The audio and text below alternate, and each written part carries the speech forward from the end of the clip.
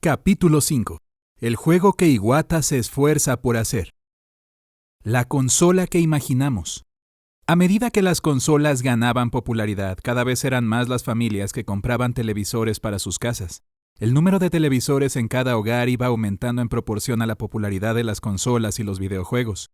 De hecho, el momento de la salida del Famicom y Super Famicom coincidió de lleno con esta explosión de ventas.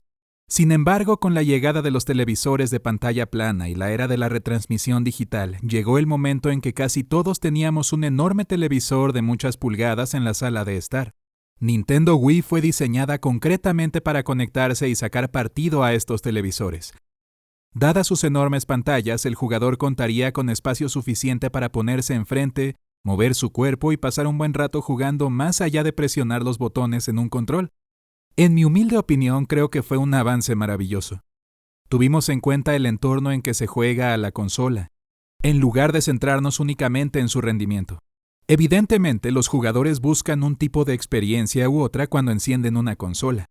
Valorando los productos desde las perspectivas de diferentes clientes, podríamos estar creando una consola que a unos les agrada, pero a otros no.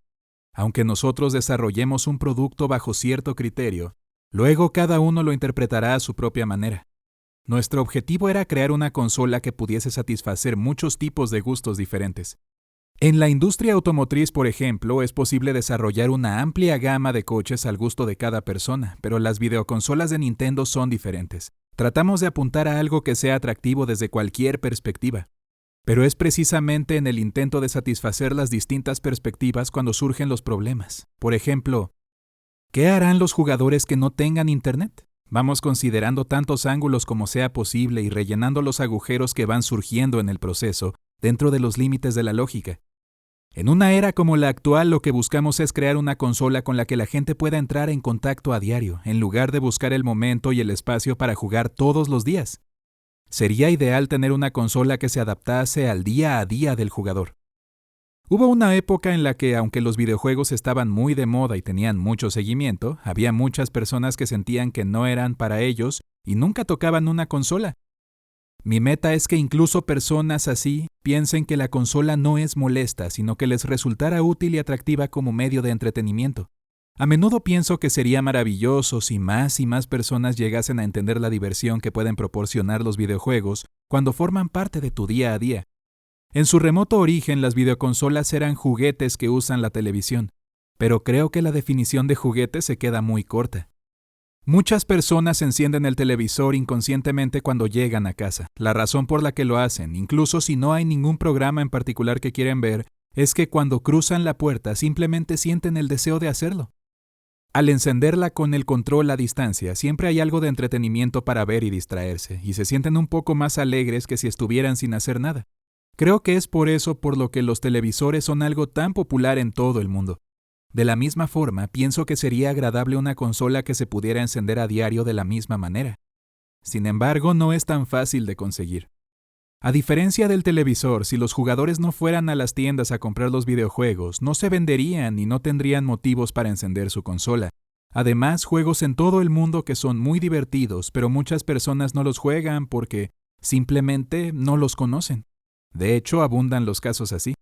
Si hablamos del compartimiento de los clientes, hay muchos que son pasivos y no se molestan en investigar los nuevos títulos que puedan resultarles interesantes. Nuestro trabajo es asegurarnos de poner en conocimiento de todas esas personas la diversión y buenos momentos que puede llegar a ofrecerles nuestro videojuego. La historia de los videojuegos no ha llegado a su final, ni mucho menos, pero hubo un tiempo en que la gente solo desempolvaba sus consolas cuando salían nuevos títulos de las sagas Dragon Quest o Mario.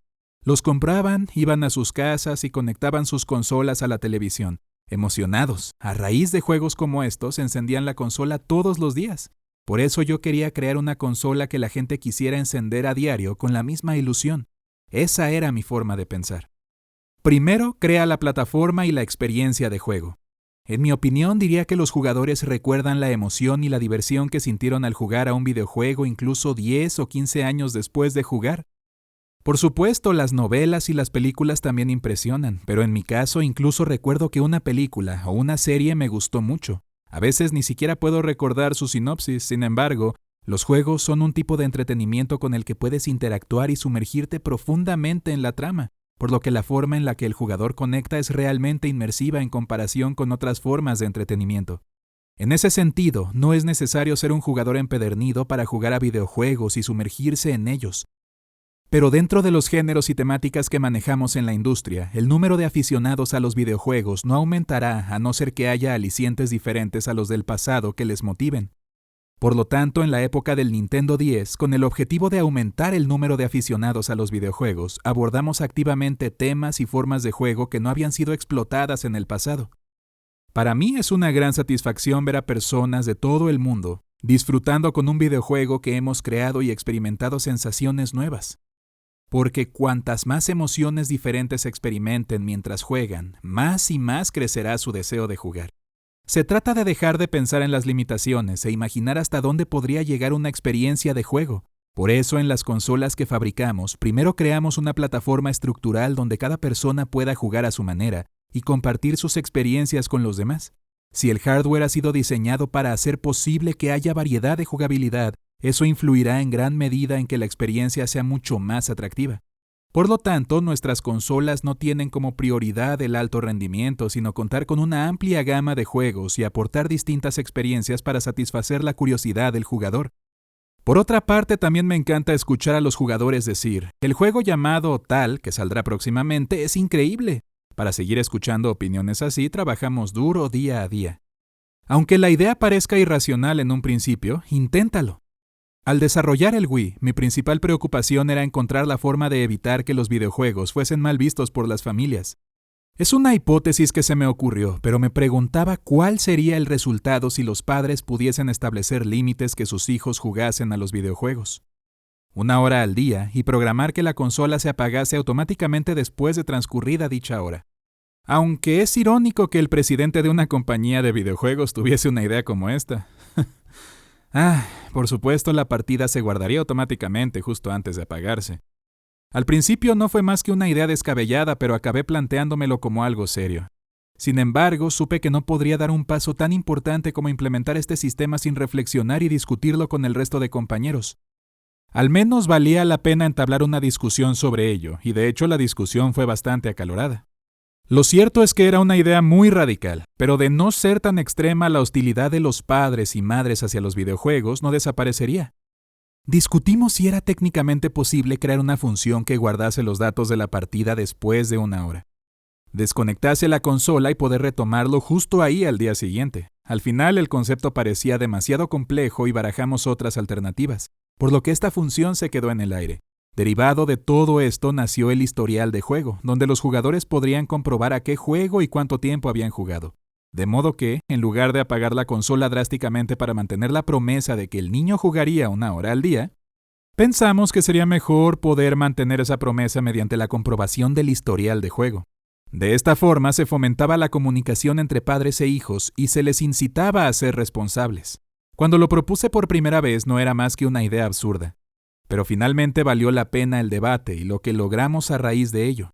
Aunque admitiré que hubo bastantes compañeros a los que les estresó todo esto. Por otra parte, al principio no había una función de apagado para la consola, y el problema que surgió a raíz de ello fue que el ventilador no dejaba de funcionar durante la noche.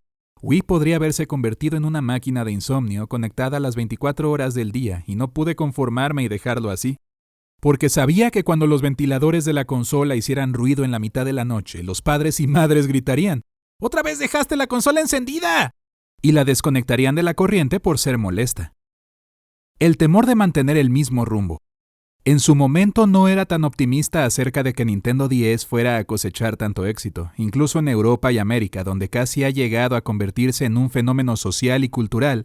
Nos sentíamos del mismo modo cuando estábamos a punto de lanzar el Wii. Me preocupaba cómo recibiría el mundo un producto tan diferente de lo habitual. Sin embargo, precisamente por eso también era un reto. Simbolizaba el espíritu de lucha que siempre quisimos transmitir, que Wii no era una simple extensión de algo que ya estaba hecho. Significaba que el éxito no estaba garantizado, había mucho en juego. Al comienzo del desarrollo, cada uno tenía sus propias preocupaciones al respecto. Creo que hubo momentos en los que no podíamos ver claros los aspectos técnicos, el funcionamiento o el resultado final. Después de todo, tomar un camino diferente al del resto es lo más aterrador. Generalmente no se teme cuando se sigue el camino que otro ha marcado o si se hace lo mismo que los demás. De hecho, es la forma de vida en la sociedad actual. Pero nuestro propósito era hacer algo diferente. La cultura de Nintendo y lo que nos diferencia de los demás es que alabamos a quienes se atreven a proponer algo distinto. Sin embargo, la escala puede ser demasiado grande y cuando vas continuamente en dirección contraria, es inevitable tener miedo. Aunque en realidad a mí, personalmente, me daba más miedo seguir el camino marcado. Obviamente nadie sabe cuándo es el mejor momento para cambiar. Cuando decidimos cambiar el rumbo de nuestro barco, si se me permite la metáfora, ignorábamos cuánto tiempo tardaría la gente en comprender lo que queríamos conseguir. ¿1 año? ¿2? ¿3? ¿5? Aún así estábamos convencidos de que no había futuro siguiendo eternamente la senda convencional. Al final todo acabaría reduciéndose a una batalla encarnizada entre empresas de videojuegos, basada exclusivamente en la fuerza bruta, y cada vez más usuarios perderían el interés en los videojuegos. De modo que lo único de lo que estábamos seguros al principio era de que queríamos llevar la compañía por otros derroteros. Sin embargo, no sabíamos hasta qué punto los jugadores estarían dispuestos a aceptar este cambio. Sea como fuere, queríamos evitar los viejos derroteros, porque no tenía sentido arrastrarse por ellos hasta darse de bruces contra un callejón sin salida. Por eso tomamos cartas en el asunto. Partimos de la premisa de que el futuro se presentaría mucho más brillante si hubiera más jugadores interesados en los videojuegos. Ese era el objetivo y mi forma de pensar.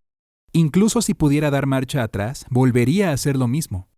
Creo que el secreto del diseño de los controles en las consolas de Nintendo es que el desarrollo del hardware siempre va ligado con el desarrollo del software desde las etapas más tempranas de producción de las consolas. En otras palabras, cuando se propone un control para una consola en específico, se crea inmediatamente un prototipo adecuado para dicha consola. Nuestros productos nacen a raíz de esa retroalimentación. Queríamos que el mundo del Wii fuese un control que se pudiera usar incluso con una sola mano. Pero nada puede materializarse a partir de una sola idea. Ahora que tenemos la versión final del control de Wii, podría parecer que se concibió a partir de un único concepto. Pero lo cierto es que nunca lo habríamos conseguido si no hubiésemos combinado ideas como el uso de un puntero, la forma de la barra para controlarlo con una mano y el uso de un sensor de movimiento con una capacidad de respuesta superior a 200 señales por segundo, con una visión común en mente. Además, la creación del mando principal condujo al desarrollo de diversos accesorios complementarios que podrían conectarse a este. Llenamos un montón de cajas con modelos, prototipos, software de prueba, etc. Pero ahora no me cabe la menor duda de que nuestros esfuerzos no fueron en vano. Estas ideas iban y venían a un ritmo frenético, hasta dar con las tecnologías que iban resolviendo todos nuestros problemas de una sentada. La salida del Wii no estaba clara desde el principio, pero a raíz de ello tuvimos tiempo para ir mejorando cada detalle hasta dar lugar al Wii actual. Evidentemente nuestro tiempo era limitado, así que teníamos que seguir lanzando productos al ritmo de siempre. Al volver la vista atrás y pensar en la etapa en la que lanzamos una nueva consola portátil, a la vez que preparábamos otra de sobremesa, hay una multitud de minucias del proceso que desearía haber hecho de forma diferente. Sin embargo, en el caso del Wii es algo que ni me he planteado. Puedo decir con total convicción que, si retrocediésemos en el tiempo, acabaríamos creando la misma consola. ¿Cómo 2 personas crearon Smash Bros? La serie Smash Bros. Comenzó en 1999, cuando el primer título fue lanzado para el Nintendo 64. Inicialmente lo llamamos Nintendo All Stars Smash Brothers, y fue un prototipo creado por Masahiro Sakurai y un servidor. En sus inicios, el juego no incluía personajes de Nintendo. Sakurai se encargó de todo, desde la planificación y las especificaciones hasta los diseños, modelado y animaciones, mientras que yo me encargué de la programación y otra persona de la composición del sonido. Fue todo, por decirlo de algún modo, muy artesanal, casi como un juego independiente. Por aquel entonces, en HAL Laboratory, donde trabajábamos, estábamos muy ocupados con varios proyectos entre manos, pero al mismo tiempo buscábamos nuestra vocación, lo que realmente queríamos hacer, algo que nos distinguiese del resto. Entonces Sakurai me comentó que tenía en mente una idea interesante y yo le dije que podría encargarme de programar si él lo planificaba todo. Finalmente nos animamos y nos pusimos manos a la obra, cada uno con su parte. Sin embargo, en aquellos días ambos teníamos mucho trabajo, por lo que no fue fácil de compaginar y sacar tiempo para dedicárselo a este proyecto. Entre semana era imposible, así que solo podía programar los fines de semana. Sakurai me facilitaba las especificaciones y los archivos y yo les daba forma preguntando, ¿está bien así? Él me respondía y de este modo avanzábamos, como si disputásemos un partido de tenis. Fue una experiencia memorable y muy divertida. La verdad es que programé este juego con un gran entusiasmo desde el principio. Sabíamos que teníamos algo especial. Sin embargo, en aquel momento no podíamos imaginar que se acabaría convirtiendo en el éxito que es actualmente. A medida que la serie Smash Bros. Iba creciendo, el elenco de personajes iba aumentando y se iban introduciendo nuevos modos de juego, por lo que el volumen de programación de cada título es cada vez más abrumador. En general, no creo que rellenar un juego con mucho contenido sea la fórmula para hacerlo mejor, pero en el caso de Smash Bros. Lo veo distinto. Smash Bros. Es algo así como una caja de sorpresas que puede contener cualquier cosa. Así que creo que, tratándose de este juego, le sienta bien que haya muchos personajes y contenido. El lema de Wario fue salir de las directrices de Nintendo. En las primeras etapas de desarrollo, no imaginamos que la serie Wario acabaría siendo una serie duradera. Fue inesperado en el buen sentido. En cierto modo, creo que la serie WarioWare fue precursora de uno de los principales ideales de Nintendo, el de buscar la forma de llegar a nuevos tipos de clientes. Y no hay duda de que abrió muchas puertas hacia nuevas formas de jugabilidad, proponiendo un gran número de posibilidades donde cada uno podría decidir cómo quería jugar, o bien para pasar el rato o dejándose atrapar durante horas. Esta amplia idea del concepto de jugabilidad se acerca bastante al camino que trata de seguir Nintendo. Sin embargo, cuando se ideó esta serie, nadie habría dicho que se convertiría en lo que es hoy.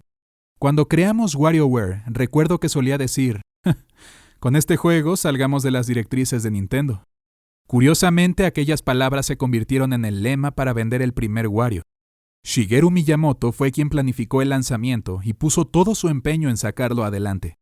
Y es que salir de las directrices de Nintendo era precisamente lo que a Miyamoto más le motivaba. Él, más que nadie, creó el subestilo que nació de esta idea. Fue muy interesante porque el propio Miyamoto estaba buscando crear algo especial, y que ningún otro haría. Todavía hay anécdotas que no puedo olvidar de la creación de este juego. Había un tocadiscos en el prototipo de WarioWare Twisted. Colocamos el Game Boy Advance en una silla giratoria y lo pusimos a dar vueltas. El tocadiscos en el juego comenzó a girar al ritmo de la silla. Además, la velocidad a la que giraba la silla también influía en el ritmo de la canción. No podía dejar de hacer girar aquella silla. Me decía a mí mismo, vaya tontería.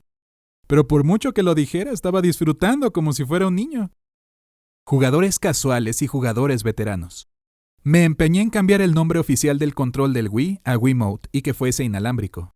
Mi idea se basaba en los controles de los televisores que se podían dejar en cualquier parte y cualquier miembro de la familia podía tomarlo y utilizarlo, puesto que mi idea era que el control del Wii se utilizara de esta misma manera. Y como su aspecto final daba pie a ello, pensé firmemente que debería llamarse Wiimote, haciendo referencia a su control remoto. Además, una de las cuestiones fundamentales en las que se basa el desarrollo del Wii es por qué la gente utiliza sin dudar el control de la televisión y sin embargo se muestra reticente a tomar el control de una consola. Por eso insistí tanto en que se asemejara a un control remoto. Hoy en día nadie tiene dudas al usar un control que combina una cruceta con un par de botones principales, pero hace 20 años mucha gente se preguntaba si un control así serviría para jugar. Así llegamos a la conclusión de que, si seguíamos recorriendo el camino que nos habíamos marcado, nuestro control, que ahora parecía algo fuera de lo común, también podría llegar a convertirse en un modelo a seguir en el futuro. Pensamos que debíamos expandirnos, adoptar enfoques más amplios sin sentirnos condicionados por los marcos de nuestros predecesores y sus limitaciones, y por eso también desarrollamos juegos peculiares, como un juego para entrenar el cerebro, pasar el rato con un perro, para estudiar inglés, incluso un juego de cocina. Sabíamos que habría personas que pondrían en duda si esta clase de juegos, al salirse de lo común, eran realmente videojuegos. En este caso, las recompensas que se obtienen por jugar se asemejan a las de la vida real. A la vista está que Nintendo busca formas de atraer a los jugadores casuales, pero esto no implica que vayamos a ningunear a los jugadores de toda la vida. Tenemos la firme convicción de que, si no conseguimos que las personas que no juegan a los videojuegos tengan interés en probarlos, el papel del ocio electrónico nunca dejará de ser visto con malos ojos por la sociedad. La imagen que la sociedad tiene de los videojuegos seguirá siendo negativa, alimentada por historias absurdas como que jugar es nocivo, que te anula el cerebro, etcétera, etcétera. Si la situación se prorroga, llegará el día en el que aquellos que hoy disfrutan jugando se sentirán culpables por ello.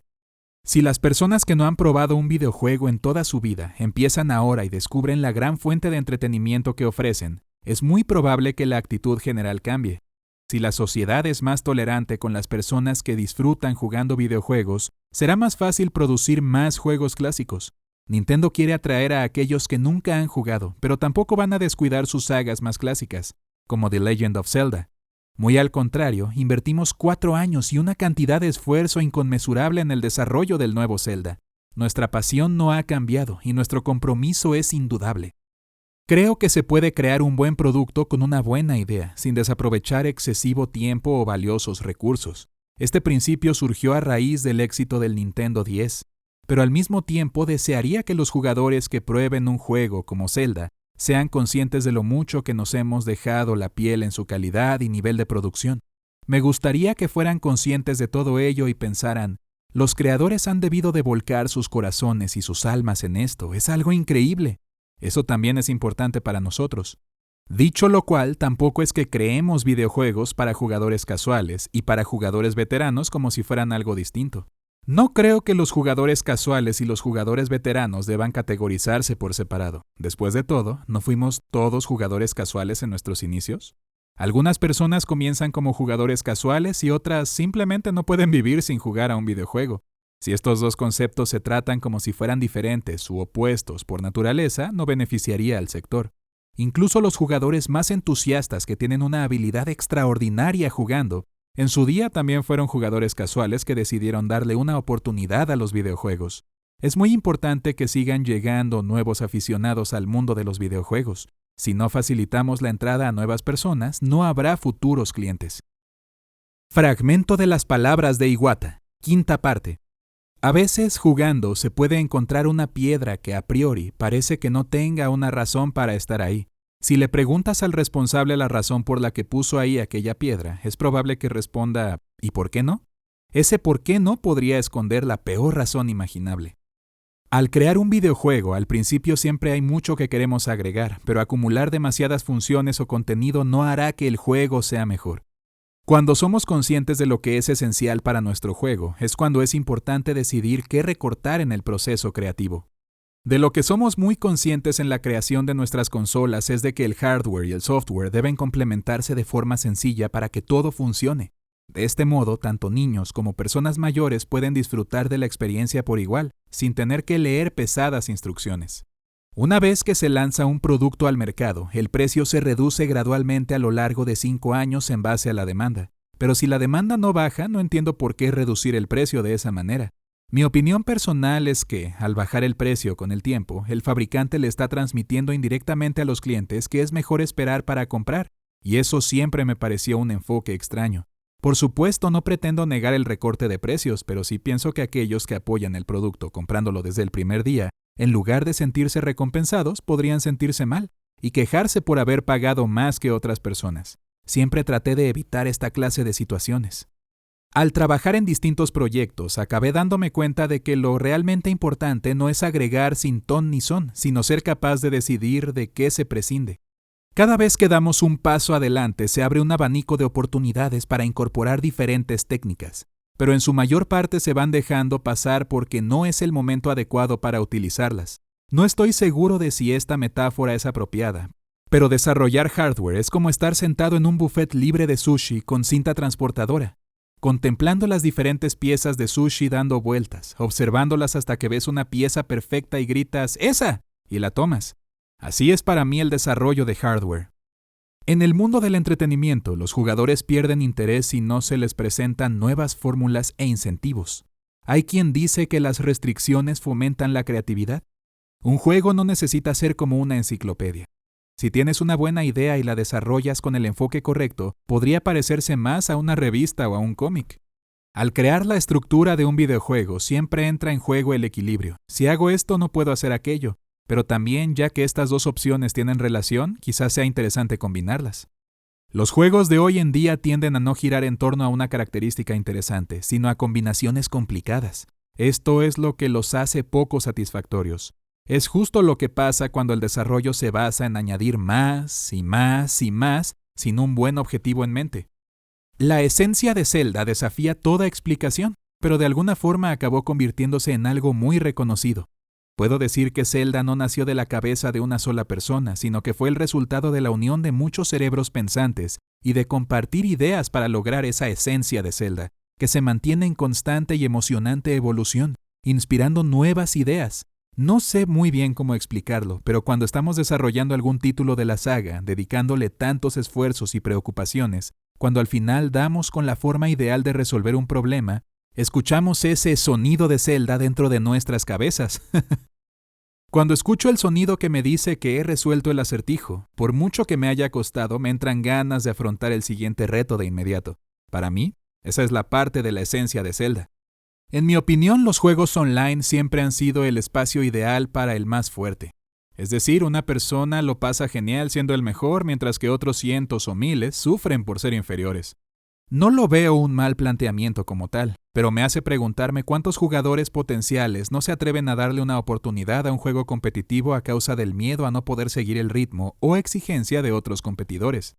Esa es la razón por la que queríamos crear un espacio gracias al cual un padre pueda dejar tranquilamente a sus hijos jugar online y debatimos largo y tendido sobre la posibilidad de crear un sistema en el que el acoso, en cualquiera de sus formas, quedase excluido. Como resultado, la idea de la conexión Wi-Fi de Nintendo fue tomando forma hacia dos conceptos clave. La posibilidad de jugar solo con amigos o, por el contrario, con jugadores desconocidos. Y lo más increíble es que estos conceptos también estaban presentes en el dossier de planificación de Masahiro Sakurai para Smash Bros. En su día. Cuando los seres humanos recibimos comentarios sobre lo que hemos hecho bien, nos sentimos más motivados para continuar. Pero sin ese reconocimiento sería insostenible. El reconocimiento es nuestra recompensa, lo que nos mantiene en marcha. El mundo de los videojuegos se aprovecha de esa psicología y está diseñado fundamentalmente en torno a la experiencia del jugador. Esta puede ser agradable o desagradable, pero la verdadera pregunta es, ¿de qué forma se puede mantener el interés y la emoción del jugador? Es un factor que siempre tengo en cuenta cuando desarrollo un videojuego. Un videojuego es interesante cuando puedes divertirte simplemente viendo jugar a otra persona.